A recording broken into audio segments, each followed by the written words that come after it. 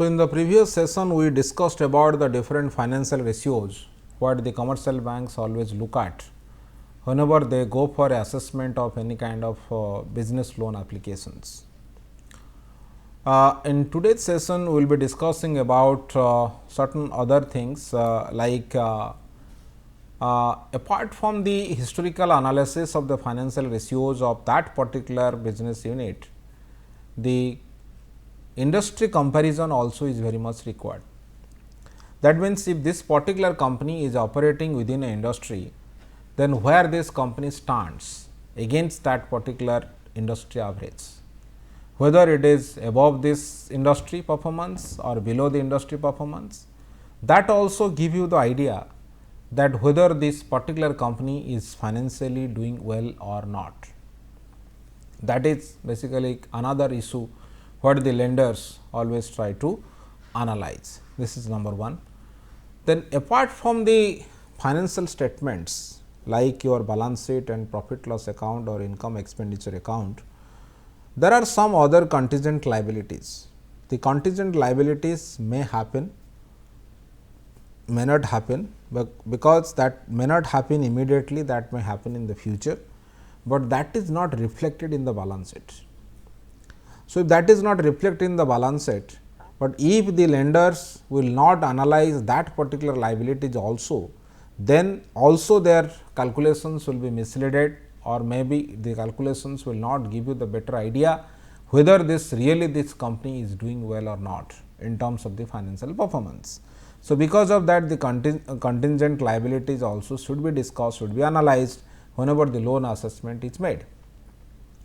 Then obviously, we have another type of cash flow statement, financial statement, that is called the cash flow statement, and we have to also look at whether this particular company is, what is the condition, that how the particular money is flowing, and whether this in terms of the cash flow also the financial shape of the particular company is in a good shape, and by that the banks or any lending institutions will be ready to provide them the loans.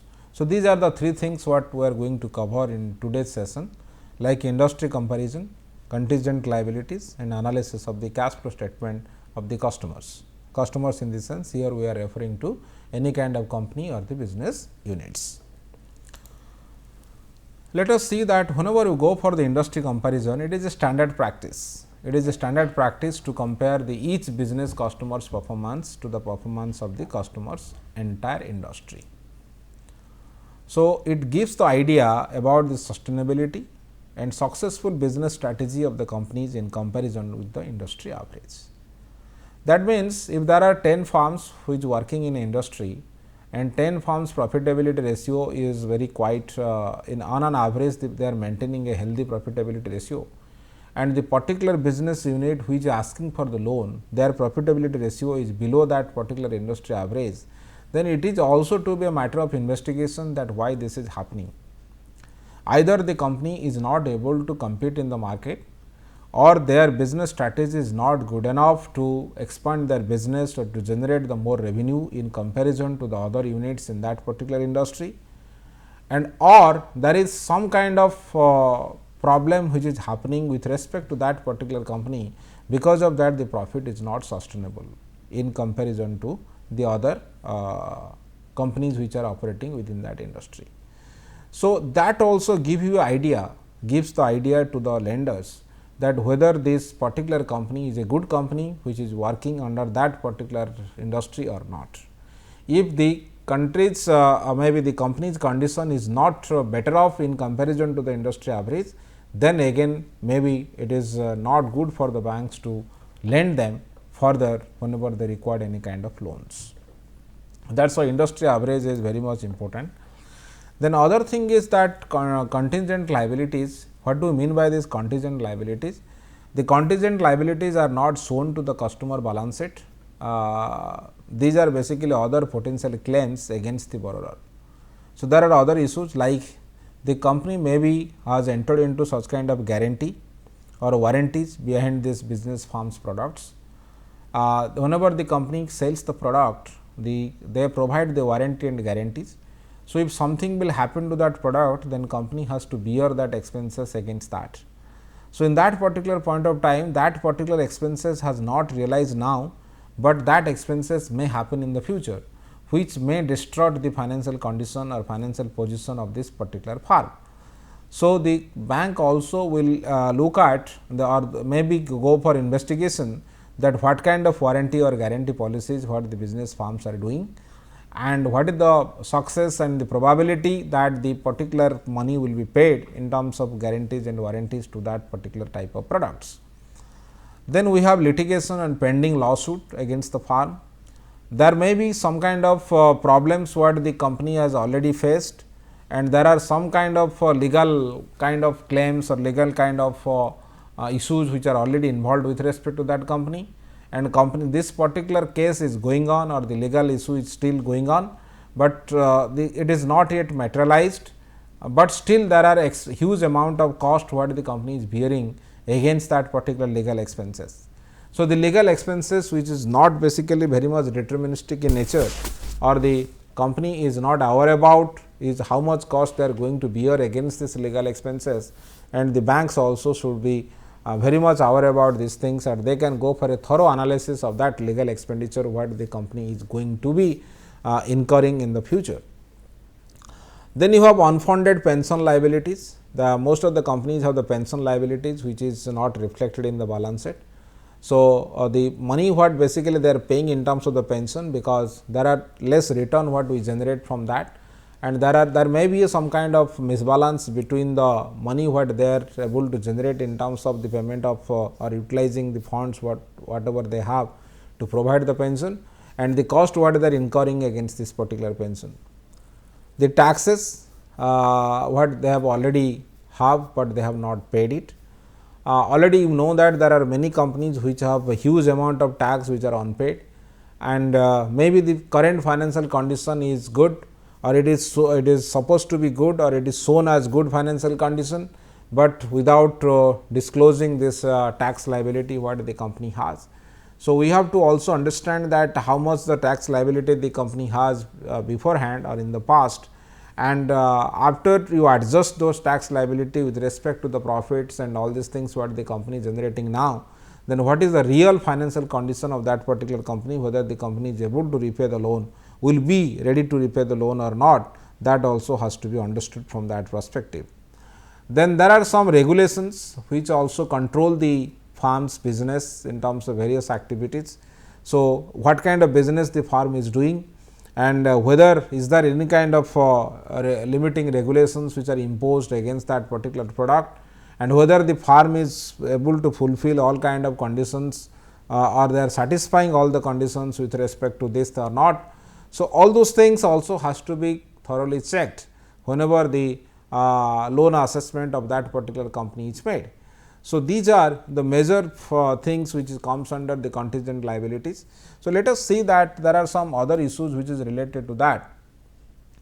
The contingent liabilities can turn into actual claims against the firm's assets and earnings at a future date. Already we have discussed that these particular items are not considered in the balance sheet, or it is not utilized now, but or it is not realized now, but there is a possibility that this kind of liability of this particular company may come in the future, and if the company does not fulfill certain kind of conditions, or they are basically deferring any kind of regulatory norms what the government or any other regulatory bodies have imposed. So, whenever the assessment is done by the loan officer, they should ask the customer about the pending or potential claims against the firm, or the documentation has to be checked with respect to the potential liability what the company is or company may get in the future, even that liability is not existing now. So, that also has to be analyzed, because that is why the lender should be very careful, because that is not a public domain, the data is available, or in the balance sheet data that is reflected. So, because of that the contingent liabilities are sometimes is ignored by the many of the lending institutions, and that creates the problem in the future. So, to avoid that particular confusion, what basically we do, or the loan officers basically do, they go for a thorough analysis of those things apart from the financial ratio analysis they do for the companies. So, they should follow up the loan investigation for that.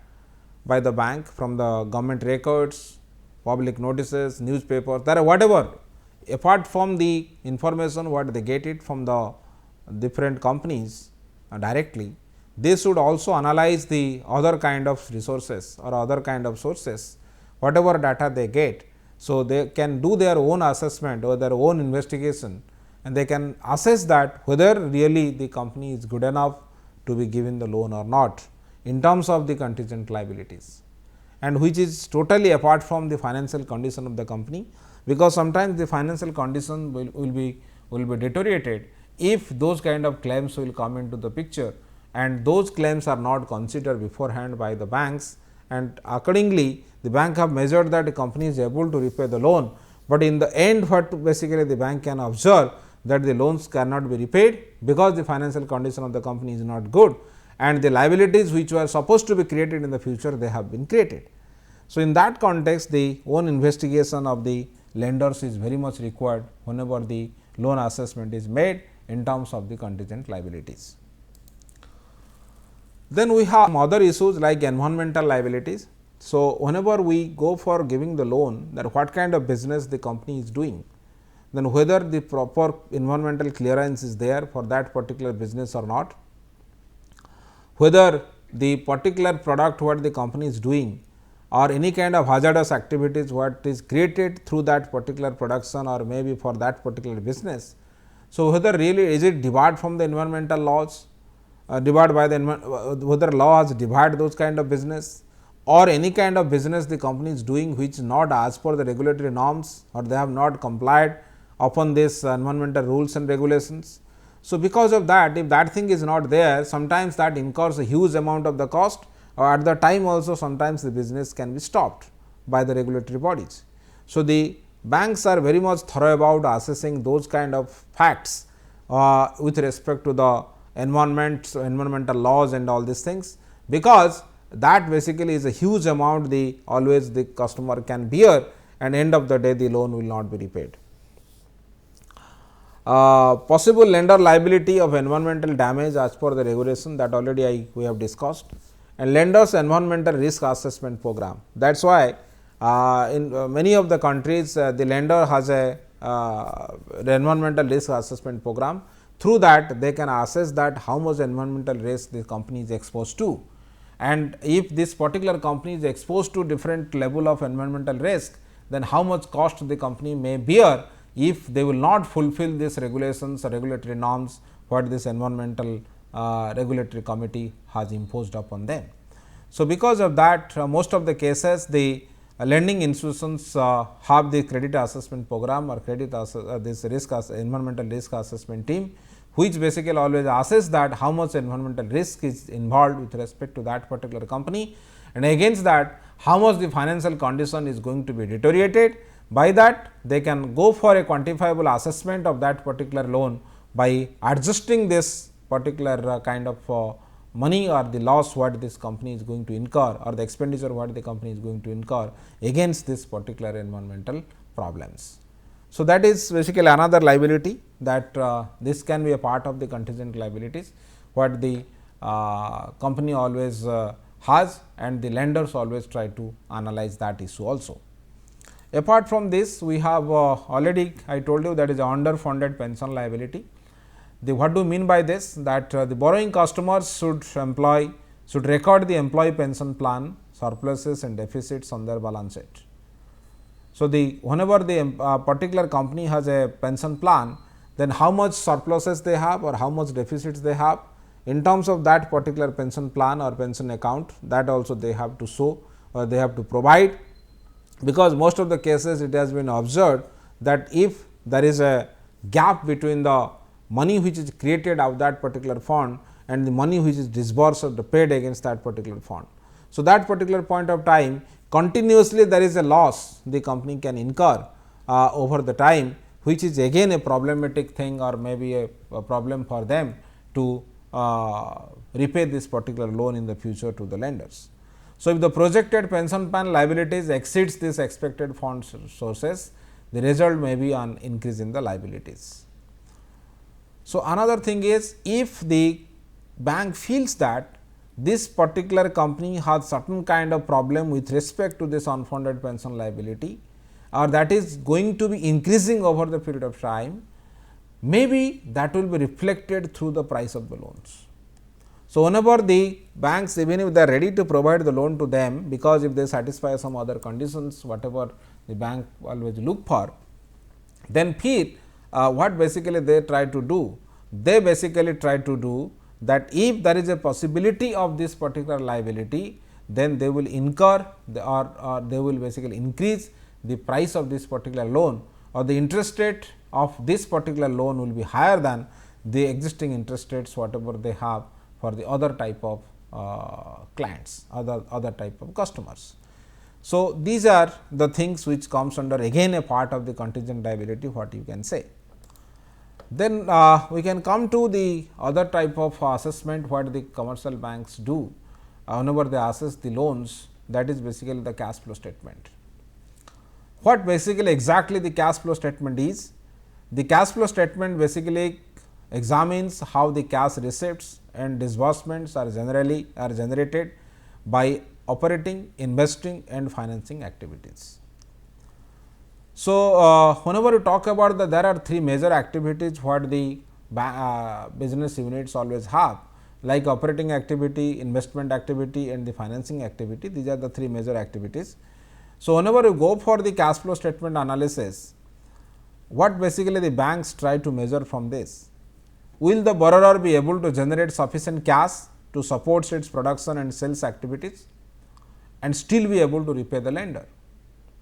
Whether they have enough cash available with them to carry out their business, to carry out their production and sales activities, and still they are also in a position to repay the lender whatever loans they have taken to carry out this particular business. And another thing also this cash flow statement analysis try to answer, why is the cash position of the borrower changing over the time?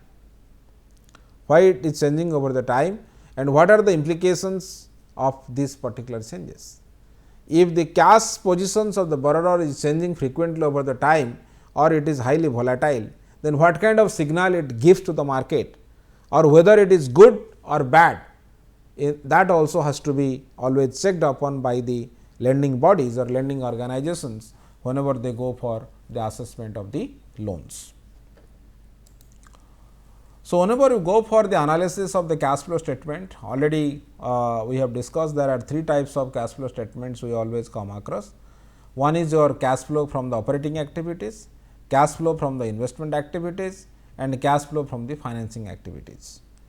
So, if you see in general what is the cash flow of a company, it is nothing but the cash flow from the operations, mostly which is derived from the normal flow of the production, inventories and sales whatever the company has, plus the net cash flow from the investment activities, which is nothing but the purchase of the purchase and sale of the assets what the company is doing within that particular period, and the net cash flow from the financing activities, that is nothing but the debt and equity.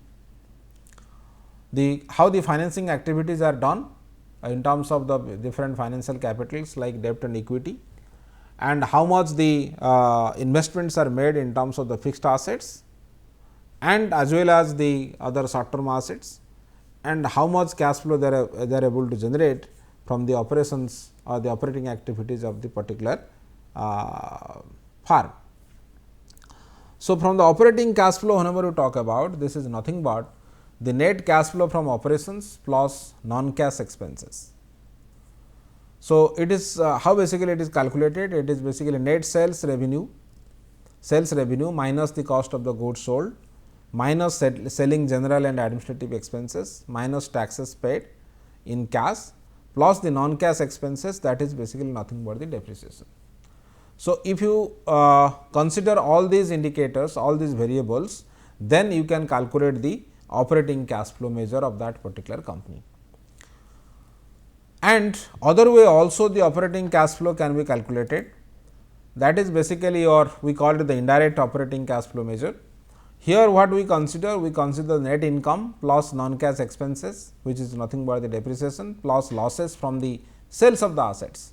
There is a possibility that we can also incur the loss in terms of the sales, and the gains from the minus the gains from the sales of the assets, minus the increase in the asset associated with the operations, plus increase in the current liabilities associated with the operations, minus decrease in the current liabilities, plus decrease in the current asset associated with the operations. So, there are many ways, basically indirect or direct way, the operating cash flow, but this is the way the popular operating cash flow is calculated, that is the revenue minus cost of the goods sold minus selling general and administrative expenses minus tax paid plus the depreciation, which is nothing but the non cash expenses. So, this is the way the operating cash flow of the company is measured. So, the operating cash flow is in the good shape, that means the company is able to generate the reasonable amount of or the adequate amount of capital, adequate amount of cash, which is able to increase this or may be able to make this particular farm operatable in the future, or the operating efficiency of the farm is relatively higher. So, in that context, that is very much important, because that shows the day to day operations of that particular company, that whether the company is able to cope up with the business in the market or not. So, if they are able to cope up in the market in the business of that particular product what they are selling, then how basically they are good enough or efficient enough to increase their profit from that particular operational activities. Then we can have the cash flow from the investment activities. Already we know that the investment activities includes mostly the purchase of the new machines or the raw materials and all these things, and the redemption of the marketable securities. Little bit if you expand it, how basically it goes on? It goes on in this way, that whenever we talk about the investment activities basically is done into two ways, or two types of assets we can consider. One is your fixed assets or tangible assets, what you can say, much more broader, and another one is the financial assets. So, the investment activities or the flow what we use it for the investment activities, that comes from the fixed assets or the tangible asset what the company is holding, or it can come from the financial assets activities. So, whenever we talk about these two, what we can observe, that how much the new machinery or land this company has purchased or company is able to purchase. So, that means they have spent some money in the fixed asset, and it takes some time to generate the revenue out of the use of that particular fixed assets. And another one is that how this particular company has invested their financial capital. The financial capital already you know that the debt and equity instruments mostly, and there are some risk free instruments which are available in the market. So, how the company is able to utilize their fund in the financial market to extract the maximum return with a given amount of the risk. So, whether the company is wise enough to utilize that particular financial capital whatever they have to generate the extra revenue from this particular system by taking the different positions in the market at the different time. So, in that context, what basically we have to see, that which assets should be redeemed and which assets should be added to the system, and what kind of assets should be always considered for the investments which are alternative assets which are available, because there are many assets which are available in the system. There are many financial assets which are available in the system. So, whenever we talk about the many financial assets, then which assets should be chosen, then whether this particular asset is really going to solve the purpose of that or objective of that particular bank or not.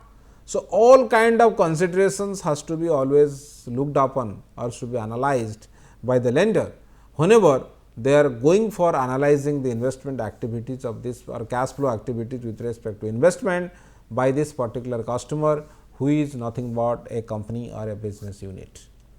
So, in that context, it can give a fair idea that really the company is investing in the market or not, and whether the investment is fruitful or not, and whether the company is able to generate extra amount of return from that particular investment or not, whether it is covering of the cost what they have incurred to generate that particular capital or not. So, all kind of questions have to be answered through this activities, which is nothing but the investment activities, and how the cash flows are generated out of this, and those cash flow analysis will help the banks to understand that how this particular investment activities of this particular company is going on. So, this is about your investment activities. Then we can see about the financing activities, because you see, without money or without capital there is no investment. So, we have to understand that whenever these investments are made by the companies, then how the financing activities are made by that, and how the financing activities are basically, or how the company is able to generate this particular cash or particular capital from the market. So, first of all, you know that there are short term and long term capital what the particular business unit want to carry out their investments.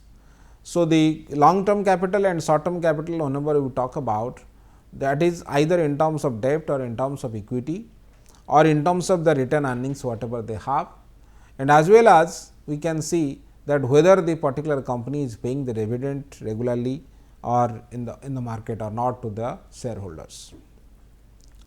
So, first of all, how much repayment the company has made in terms of the long term debt. So, if the repayments they are making regularly in terms of the long term debt, then it is also good for them to raise the capital, or it is maybe advisable for them to raise the capital, because they are able to generate the revenue in such a way, by that they are fulfilling these requirements whatever they have already have. Their obligations are basically honored in the beginning, and they have some short term liabilities, like they have commercial papers, they have certificate of deposits, they have some short term working capital loans, and whether those kind of things are basically happening in the systematic basis and at systematic time manner or not. So, if these things are done, then what basically we can say that the company's financing activities is running smoothly, and the condition of the financing activities of this particular company is good.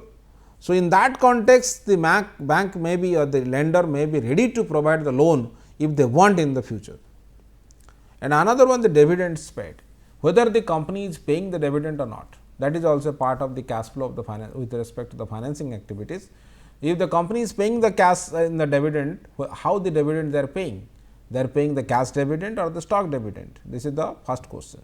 Second question comes that whether how much dividend they are paying, and if they are paying a certain amount of dividend, whether the dividend is stable or not, or dividend is changing frequently over the time. So, most of the cases we observe that we people consider that dividend payments are steady or they are stable. Why it is stable? Because dividend also has another kind of implication, that it gives a signal to the market. If the company has started paying dividend and all of a sudden stops paying dividend, it is also a problem, because the stock price will decline. If the company has paid high dividend before and after that it has declined the dividend payout ratio, then again the company will be in the problem. So, that is why the company basically decides a particular level of dividend payment, which they can sustain it, or they can always maintain that particular amount over the period of time. So, because of that, the dividends, we always in our language we call it, the dividends are sticky in nature. The payout ratio is sticky in the sense the company does not frequently change that. But again the lender will look at whether really company is changing or not. If they are changing, then why they are changing, number one. Number two, how much dividend they are paying, whether the dividend payments whatever they have fixed, that is realistic, that whether really they are able to pay that amount of dividend in the market or not. So, all kind of considerations the lender always look at whenever they think about the, or they analyze about the dividend payout ratio of the companies. So, the financing activities gives the overall idea that really this cash flow what the company is able to generate, that is good enough to utilize or maybe to overcome whatever liabilities they have in the future in terms of the different kind of failures or different kind of unforeseen situations which may arise to the company at that particular point of time. So, these are the different cash flow activities that also the commercial banks should always analyze before disbursing the loans. Apart from this, there are some other factors also the loan officer look at. First of all, maybe in some cases we have observed everything is good, maybe there are some ratios which are not in the line. There are some indicators not in the line, but still sometimes the loan officer use their judgment to provide the loan because it has many implications. What is the implications? First of all, the relationship. So, if they have a long run relationship with that company beforehand, then all of a sudden they do not want to dealing that relationship, number 1.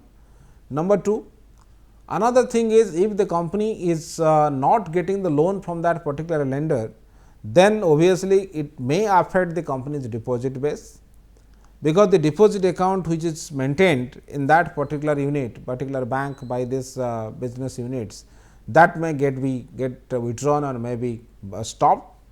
The personal accounts of the stockholders of that company may be getting affected, and also the employees accounts in that particular bank may be getting affected.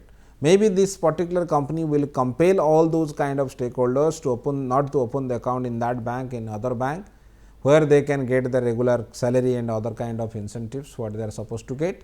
So, in that due process, what happens that the particular commercial bank also may lose their deposit base. If the deposit base is basically is changed or deposit base is adversely affected, then it will have also the adverse impact in all type of business activities what the commercial banks are doing. And another thing is, that is why the loan policy, whenever you talk about, the commercial banks always should have a long term loan policy, and in the long term loan policies they should design in such a way that they should consider all those considerations which are relatively behavioral considerations, but still those behavioral considerations always has to be looked upon whenever this kind of lending activities take place by the commercial banks. So, whenever they provide this, sometimes also the commercial banks relax certain criteria, relax certain requirements, because they want to expand that particular business, or the business units may not be because that is the source of revenue of the particular bank, that is the major asset base of the commercial bank. So, if there are some conditions are not satisfied, then if these conditions are not that much severe serious conditions, then the commercial bank's loan officers can use their discretion by relaxing those conditions requirements and providing the loans to those business units. So, apart from this, there are other behavioral and other kind of social factors also has to be looked upon whenever the assessment is made by the lenders for this business. So, looking at the conclusion what we have discussed today, a comparison of the business unit's performance with the performance of the industry is required while assessing the loan applications. Apart from financial ratios, the position of contingent liabilities should be analyzed. An analysis of cash flow statement is also helpful to examine the loan proposal, which gives that how much cash is the company is able to generate to fulfill the short term and long term requirements of that particular business units over the time. So, these are the issues which always the commercial banks should look at, and these are the references what basically you can go through for the detailed analysis. Thank you.